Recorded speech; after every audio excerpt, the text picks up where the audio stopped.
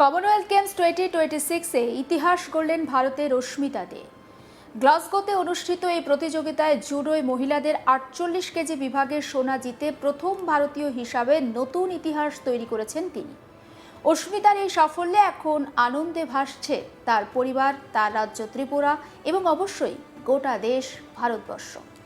ত্রিপুরা দক্ষিণ জেলার ছোট্ট শহর বেলোনিয়া, সেখানকার একটি সাধারণ ভাড়া বাড়ি যেন এখন উৎসবের কেন্দ্র। এখানেই থাকেন অস্মিতাদের পরিবার। মেয়ের ঐতিহাসিক সাফল্যে আনন্দ আর আবেগে ভরে উঠেছে তাদের ঘর। একবার শোনাই সোনাজয়ী অস্মিতা দে ঠিক কতটা খুশি সেই বক্তব্য। उधर इतना सपना बड़ा नहीं है कि वो इतना ऊपर जाएंगे करके, तो मेरे पापा हमेशा सपोर्ट करते थे। उसके बीच में मेरे को नी में इंजरी भी हुई थी, तो पापा मेरे लिए दिल्ली आए थे, मेरे लिए दवाई लगाए, सब कुछ मतलब हेल्प किए थे। पापा बहुत सपोर्ट करते थे, मम्मी पापा दोनों ही। मम्मी को कम ही समझ आता है पर पापा मेरे बहुत सपोर्ट करते थे। बट अचानक मेरे पापा ब्रेन स्ट्रोक से डेथ हो गई थी 2025 दिसंबर में। तो उसके बाद मुझे लगा सब कुछ ख़त्म हो गया, मैं कुछ नहीं कर पाऊँगी। बट फिर पापा जाने के 10 दिन बाद मुझे मेरे मम्मी ने ट्रेनिंग में भेज दिया फिर से कि आज मैं अगर तुम्हें रुकाऊंगी तो तुम्हारे पापा सोचेंगे मैं तुम्हारे सपना को आगे बढ़ाने के लिए रुका रही हूँ, तुम चले जाओ। फिर मुझे दिल्ली भेज दिया, फिर मैं अपने हॉस्टल चली गई साई भोपाल में, तो मैं उधर ट्रेनिंग कर। और साई भोपाल ने भी मुझे बहुत मतलब सपोर्ट किया है। Thank you so much Sai, क्योंकि मैं उसमें ही ट्रेनिंग करके इतना आगे बढ़ी हूँ, मेडल ली हूँ। बट जो साई का पहले जो जूडो में या जिस चीज़ में अच्छा था वो सब मतलब पहले जैसा नहीं रहा। बट फिर भी साई बहुत सपोर्टिव है और अच्छा है साई, हमारे जो भोपाल साई है सर। तो अपने फादर की आत्मा को आपने बहुत खुश किया हो, इसलिए आप खुश भी हो जाओ। जी, और मेरे कोच यशपाल सोलंकी को थैंक यू सो मच, उन्होंने मुझे बहुत सपोर्ट किया। और मेरे जो सीनियर विजय यादव है उन्होंने भी मुझे बहुत सपोर्ट किया। और जो मेरे छोटे टाइम की कोच है बीना देवनाथ, मेरे डिस्ट्रिक्ट कोच एंड मेरे स्टेट कोच मानिक लाल प्रणव सर, उन लोगों ने मुझे बहुत सपोर्ट किया है। उन लोगों ने त्रिपुरा से जब मैं उठ के मध्य प्रदेश आई हूँ तभी भी मुझे बहुत सपोर्ट किया है, मतलब कि तुम जीत सकते, तुम्हारे अंदर वो चीज़ है जो किसी में नहीं है, ऐसे करके मेरे कोच बहुत सपोर्ट। অস্মিতার সোনা জয়ের পর মেয়ের সঙ্গে ফোনে কথা বলেছেন তার মা মুন্না দে। সেই কথোপকথনের স্মৃতি বলতে গিয়ে আবেগপ্রবণ হয়ে পড়েন মা। তিনি জানান অস্মিতা প্রথমেই তাকে জিজ্ঞেস করছিলেন, মা তুমি খুশি তো? মুন্না দে বলেন তিনি উত্তরে বলেছেন, হ্যাঁ আমি খুবই খুশি। কিন্তু এরপরেই কথোপকথন আরও আবেগঘন হয়ে ওঠে। অস্মিতা বলেন আজ বাবা থাকলে খুব খুশি হতেন। আপনাদেরকে জানিয়ে রাখি 2025 সালে ডিসেম্বর মাসে অস্মিতার বাবা মারা যান। মেয়ের সেই কথার উত্তরে মা বলেন তোমার বাবা সব দেখছেন, তিনি নিশ্চয়ই তোমায় নিয়ে গর্ব করছেন। এই মুহূর্তটি পরিবারের কাছে শুধু আনন্দের নয়, একই সঙ্গে আবেগেরও। কারণ বাবাকে হারানোর শোক কাটিয়ে এত বড় সাফল্য অর্জন করা মোটেও সহজ ছিল না। অস্মিতার মা বলছেন ছোটবেলা থেকেই খেলাধুলার প্রতি মেয়ের প্রবল আগ্রহ ছিল। একবার আপনাদেরকে শুনিয়ে নিই অস্মিতার মা মুন্না দে ঠিক কি বলছেন সেই বক্তব্য।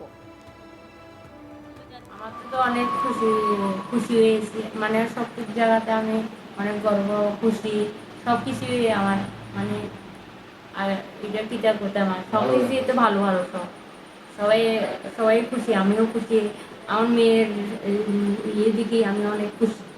আপনার সাথে কি অস্মিতার কথা হয়েছিল? হ্যাঁ, কথা হয়েছিল স্বর্ণপদক পাওয়ার পর কথা হয়েছিল। মানে কিরকম আপনার কাছে মানে কিরকম প্রকাশ করছে যে সে স্বর্ণপদক পাওয়ার পর? প্রকাশ করছে বলতে এই যে মা আমি যে গোল্ডটা পাইছি তুমি খুশি? আমি যে হ্যাঁ আমি অনেক খুশি। তাই আপনার বাবার লেগে কইতাছে যে আমার বাবা থাকলে তো বাবাও অনেক খুশি হতো আজকে, এখন তো আমার বাবা খুশিটা দেখতেছে না। আমি কিছু না, তোমার বাবা দেখতেছে সব। তাই কবে থেকে শুরু করছে ইয়েটা জুডো খেলাটা? আগে কি সে কি জুডো নিয়েই সবসময় পড়ে থাকতো নাকি জুডো আরও অন্য স্বপ্ন ছিল? না, জুডো আসছিল আর পড়াশোনা লইয়া আর খেলাটা লইয়া আসছিল। প্রথম তো শুনছিলাম অ্যাথলেটিক্স যে না না না না হ্যাঁ? আর কোনো খেলার জানা এই প্রথম ফার্স্টে এটা মানে এই খেলাটা এসে প্রথম কার কাছের থেকে শিখে মানে বিনা ম্যাডামের থেকে বিনা ম্যাডামের থেকে বিনা ম্যাডামই কোচিং ছিল। হ্যাঁ জুডোর পাশাপাশি পড়াশোনাতেও সমান মনোযোগী অস্মিতা। খুব অল্প বয়সেই তিনি জুডোর প্রশিক্ষণ শুরু করেন, আর সেই প্রশিক্ষণের হাতেখড়ি হয় তার প্রথম কোচ বীণা দেবনাথের কাছে। অস্মিতার বড় ভাই দেবব্রত দেও বোনের এই সাফল্যে ভীষণ খুশি। তিনি বলেন, শুধুমাত্র আমাদের পরিবার নয়, গোটা ত্রিপুরা আজ গর্বিত। আমাদের গ্রামের মানুষও ভীষণভাবে আনন্দিত। দেবব্রত বলছেন, তাদের পরিবার খুব সাধারণ, তারা এখনও ভাড়া বাড়িতে থাকেন। তিনি নিজে একটি বেসরকারি সংস্থায় কাজ করেন, তার পরিবারের দায়িত্ব তিনি সামলান। একবার শোনাই দেবব্রতদের বক্তব্য। আমার কাছে খুব ভালো লাগছে, কারণ আজকে রাজ্যের সবাই গর্বিত এবং দেশবাসী সবাই গর্বিত হয়েছে বোনের জন্য। আমরা সবাই খুব আনন্দিত, গ্রামবাসী সবাই আনন্দিত হয়েছে এই খবরটা শুনে আর কি। এখন বর্তমানে যেখানে আছে এটা কি তোমাদের বাড়ি?